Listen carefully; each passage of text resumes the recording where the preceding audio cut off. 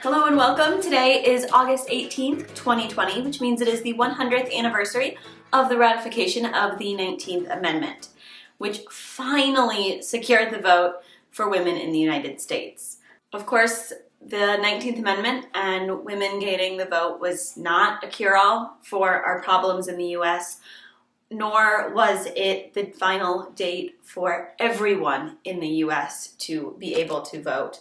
So I want to acknowledge that has long been an issue, but it still is a big deal in our history. It still really is something to celebrate, and it still was a turning point for women's rights in the United States and our ability to be seen as equals. So I, as a woman, really want to celebrate the 100th anniversary of the ratification of the 19th Amendment. I'm going to be doing that by reading my new book about women's impact on our economy, the XX Economy. I was really excited to see this book in my bookstore yesterday because I was looking for an updated copy of something along the lines of The New Soft War on Women. The New Soft War on Women is a really great read, a really interesting read, but it was published in 2015, so I was looking for some updated statistics.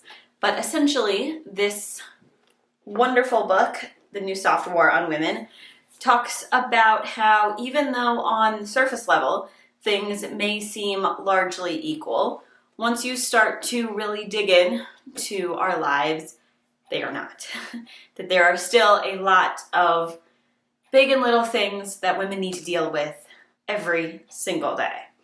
And that is why I am celebrating this milestone, because there's been a lot of change in the last 100 years, and we've seen a lot more rights for women and a lot more possibility for amazing women-owned businesses, which is one of the ways that I want to celebrate this day. I want to tell you a little bit about both some of the fabulous and amazing women-owned businesses based in St. Louis or just in St. Louis, and I also want to tell you about a few badass, fantastic women from St. Louis's history who have largely been forgotten.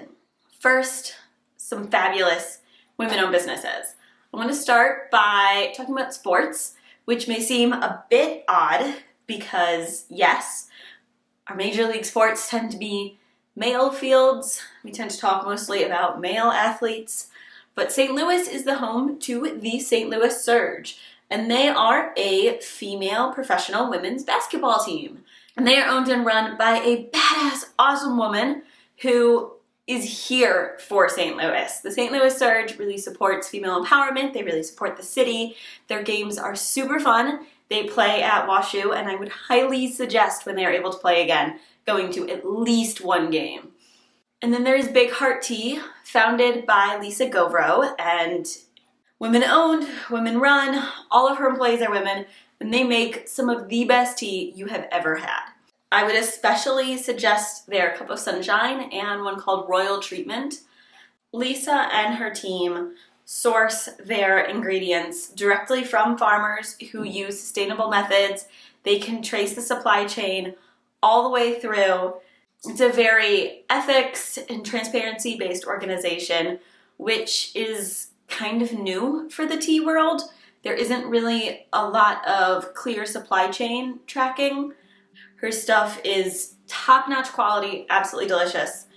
And then there is Golden Gems, run by Amanda and Susan.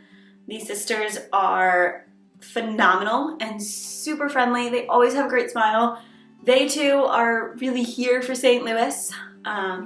And I absolutely love going to their store on Cherokee Street. It's a beautiful store. They are really funny and quirky and just awesome wares, and they are absolutely delightful themselves.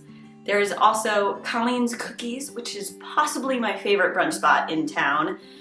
It is indeed run and owned by Colleen, and it is phenomenal. Their quiche in particular, I have never had a quiche crust as good anywhere in my life. And their cookies are beautiful. I particularly recommend their Death by Chocolate cookie and their Sprinkle Sugar cookie. They're pretty great. They also have a Cosmic Brownie. They have a sugar cookie bar. They have all sorts of really delectable treats in addition to really good food. So check them out on Forsyth in between Clayton and New City. Moving to some of our fabulous and amazing women throughout St. Louis history. I'm going to start right at the very beginning with Madame Marie-Thérèse Choteau.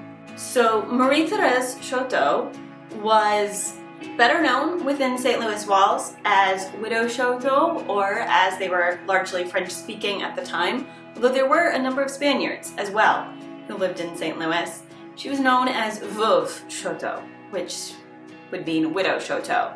And she took the term widow because she was previously married, and actually technically was still married when she took the name widow, but Marie-Thérèse married very young to René Choteau, and he was a loser, and struck up a relationship with another man named Pierre Leclede, whom you may be familiar with if you know about St. Louis history. So Pierre, Marie-Thérèse, her son Auguste Choteau, and the other children in tow, along with several others, went up the Mississippi River and founded St. Louis. And Marie-Thérèse within St. Louis's walls had a lot of political influence, a lot of social influence. She really was the founding mother of St. Louis. And I think it's really cool to read about what she endured in her life, what she persevered through, what she made of herself. She had the biggest house in St. Louis during her days. She had the only stone house in St. Louis for a while, and had this amazing amount of influence that women of her day often didn't have. And so she is a really, really cool lady who I've enjoyed learning about, and I think you might enjoy learning more about too. And then there is Mary Meacham. Mary Meacham made a huge difference in terms of her abolitionist work, as well as her work making sure that everyone got an education.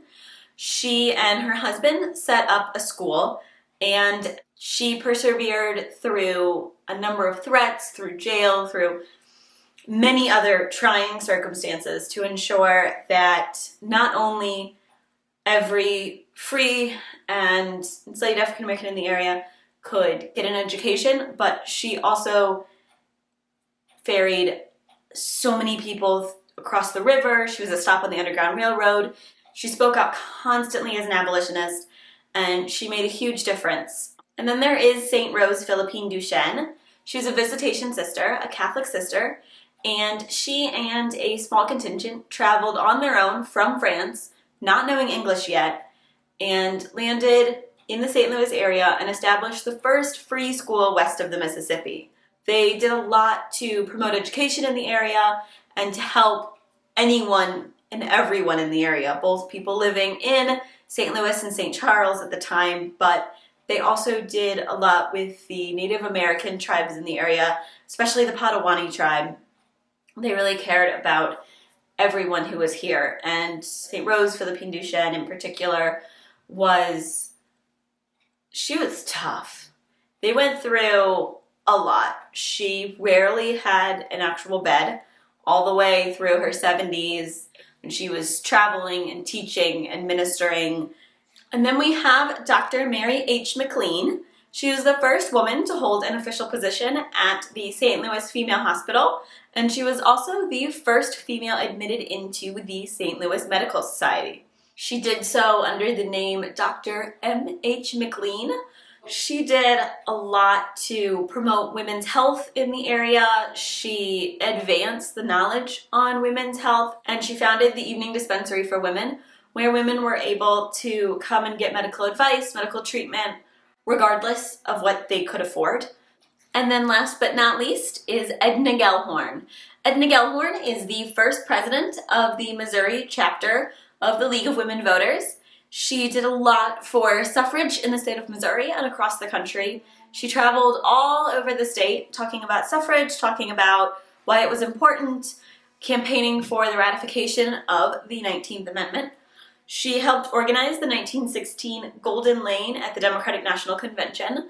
So St. Louis hosted the Democratic National Convention in 1916, and the suffragists decided to hold a walkless march. The women dressed in suffragette white with a golden parasol and they lined the streets that the delegates would have to go down to the convention hall in absolute silence. So instead of the normal, yeah, let's go, cheers, that the delegates were used to hearing, they got straight Sony silence from the women who said, we want the vote. And it made a huge impact. It got a lot of publicity. It was a pretty big event at the time. And then she also helped organize the 1919 Jubilee meeting of the National Women's Suffrage Association, which was also held here in St. Louis. So Edna Gellhorn, though not well known today, was a huge part of Missouri women having the vote and made a big deal for women's suffrage.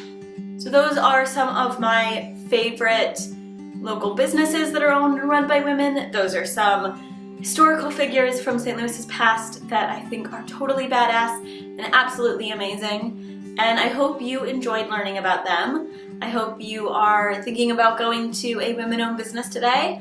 Please let me know in the comments which businesses you love, which amazing women from history are your favorite, what you think of the people I've highlighted today, and I would really love to talk with you about it. Until then, happy 19th Amendment anniversary. Bye.